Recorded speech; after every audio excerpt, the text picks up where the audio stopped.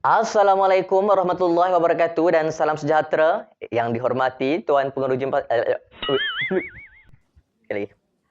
Assalamualaikum warahmatullahi wabarakatuh dan salam sejahtera. Kembali lagi bersama saya Zahir Asna dalam YouTube channel Zahir Asna. Gadget merupakan satu perkara yang tidak asing lagi dalam anime series Detektif Conan yang sering digunakan oleh Conan Edogawa dalam pelbagai keadaan sekalipun, daripada spek matanya sehinggalah ke kasutnya. Jadi dalam video kita pada hari ini, kita akan membincangkan tentang gadget-gadget yang pernah digunakan oleh Conan Edogawa dalam anime series maupun dalam movie Detektif Conan. Tanpa melengahkan masa lagi, mari kita memulakan perbincangan kita pada hari ini dalam YouTube channel Zahir Asna, YouTube channel nombor 1 di Malaysia yang membincangkan tentang anime series Detektif Conan.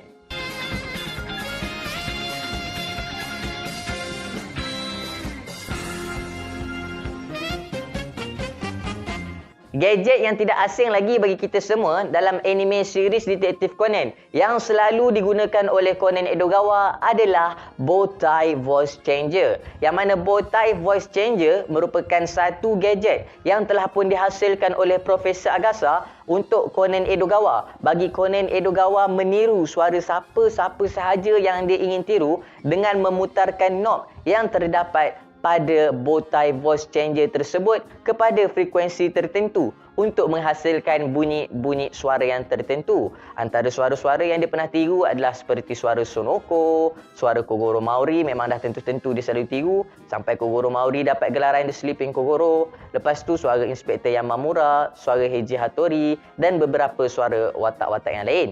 Bowtie voice changer ini pertama kali diperkenalkan kepada kita semua dalam anime series Detektif Conan dalam episod yang ketiga. Selain daripada Conan Edogawa, terdapat juga beberapa watak yang pernah menggunakan bowtie voice changer ini. Contohnya adalah seperti Profesor Agasa, Heiji Hattori dan juga Mary Sierra. Seterusnya, gadget yang kedua pula adalah Power Enhancing Kick Shoes, yang mana kita semua sedia tahu bahawa Conan Edogawa sering menggunakan gadget ini untuk menyepak bola ataupun menyepak apa-apa sahaja objek yang ada berdekatan dengan dia supaya objek tersebut dapat disepak dengan kekuatan maksimum. Kasut ini pertama kali diperkenalkan kepada kita semua dalam anime series pada episod yang kelima. Kasut ini telah pun dicipta oleh Profesor Agasa sendiri juga untuk Conan Edogawa, kerana selepas ini Chikudo bertukar menjadi Conan Edogawa, kekuatan yang ada pada kakinya untuk menyepak telah pun berkurang dengan sangat drastik, menyebabkan Conan Edogawa tidak mampu menyepak sesuatu objek dengan kekuatan yang tinggi.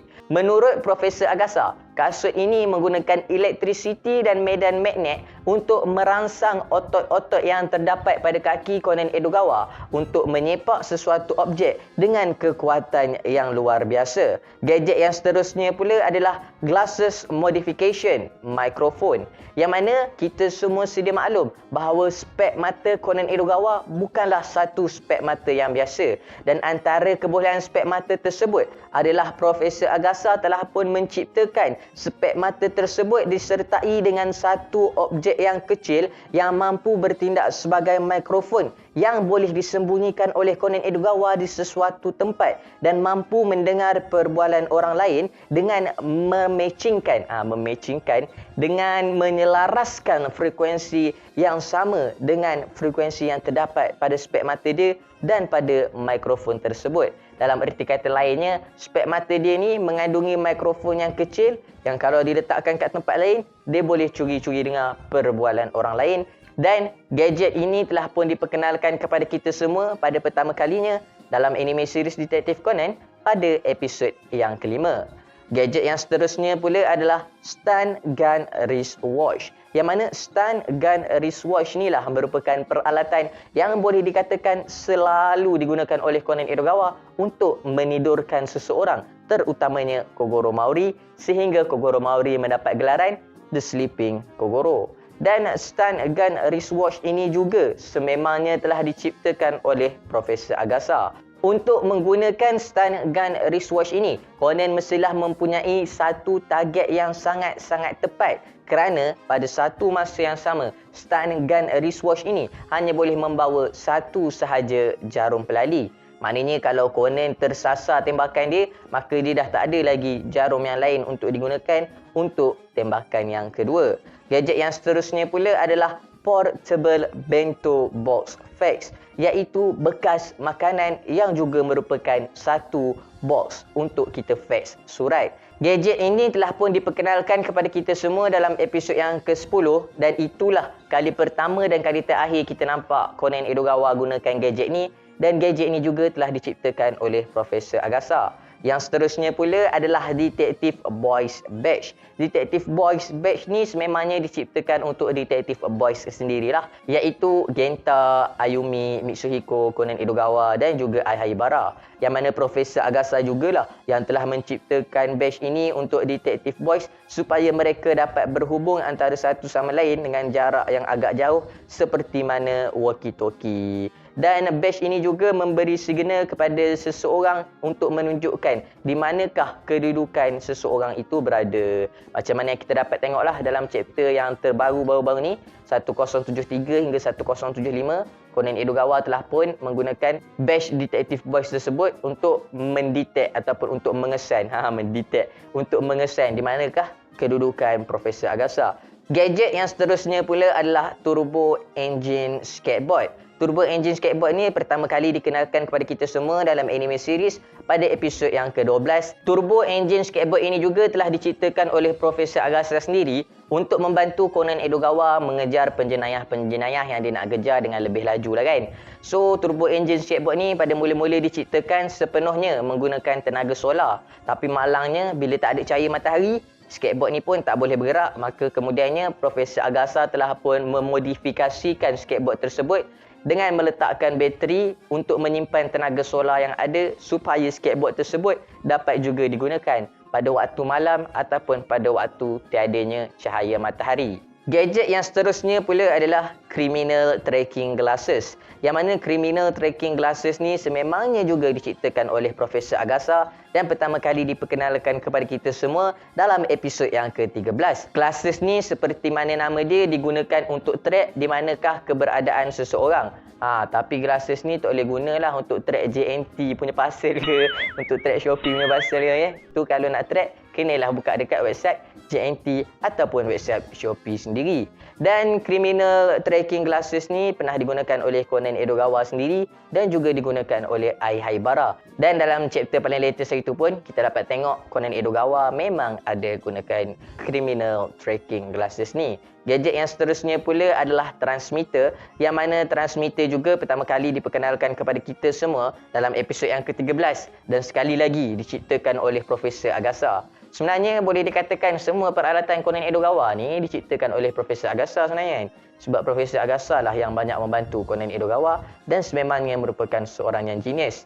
Transmitter ni merupakan satu butang yang kecil saja, bentuk dia seperti butang, dan transmitter inilah yang merupakan alat pelengkap bagi Criminal Tracking Glasses tadi, yang mana apabila transmitter ini diletakkan kepada seseorang ataupun sesuatu objek, maka transmitter inilah yang akan memberikan isyarat kepada spek mata Criminal Tracking Glasses untuk menunjukkan di manakah lokasi sebenar seseorang itu berada.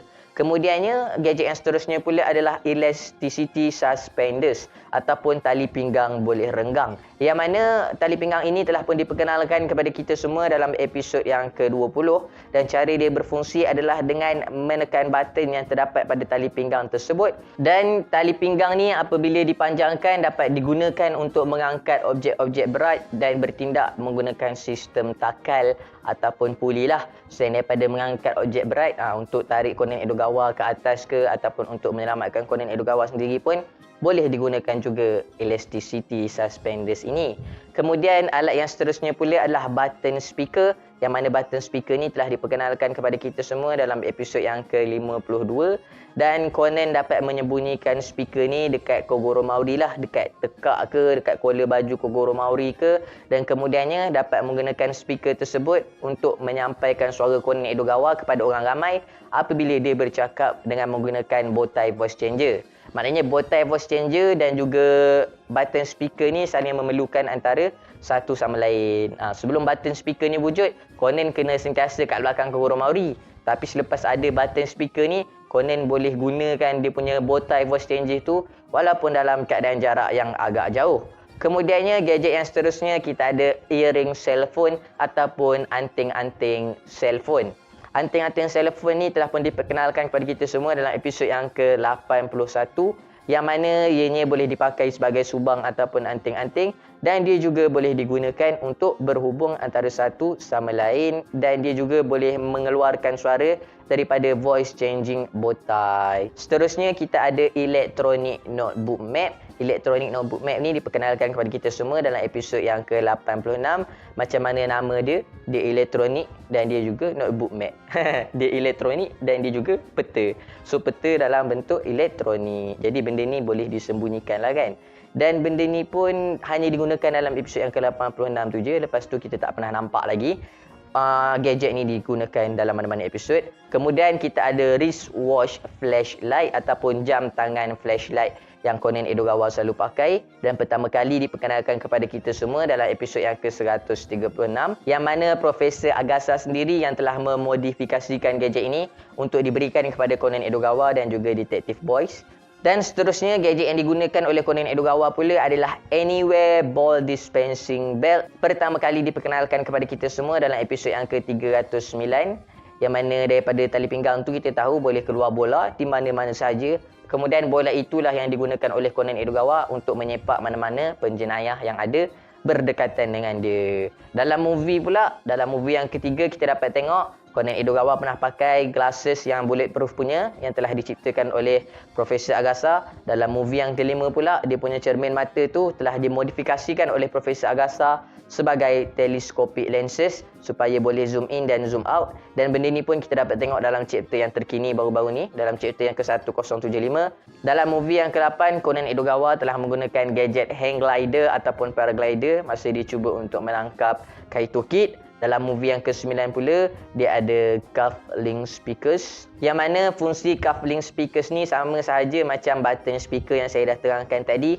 Kemudian dalam movie yang ke-11, Conan Edogawa pernah menggunakan gadget mini air tank iaitu merupakan satu tangki udara yang membenarkan Conan Edogawa untuk bernafas di dalam air selama 10 minit. Kemudian dalam movie yang ke-15 kita tengok ada turbo engine snowboard. Sama saja macam turbo engine skateboard, cumanya kali ini dia adalah snowboard. Dan yang terakhir gadget yang pernah digunakan oleh Conan Edogawa adalah dalam movie yang ke-17 iaitu satellite telephone wristwatch yang juga telah diciptakan oleh Profesor Agasa dan macam mana nama dia lah, dia merupakan jam tangan Conan Edogawa yang telah dimodifikasikan sebagai telefon. So, itu sajalah perkongsian kita dalam video kali ini tentang gadget-gadget yang pernah digunakan oleh Conan Edogawa. Dan sekiranya korang ada info-info yang lebih menarik, korang boleh drop je dekat ruangan komen di bawah. Kalau saya ada sebarang kesilapan, saya minta maaf. Akhir kalam dari saya, tiada Tuhan selain Allah. Assalamualaikum warahmatullahi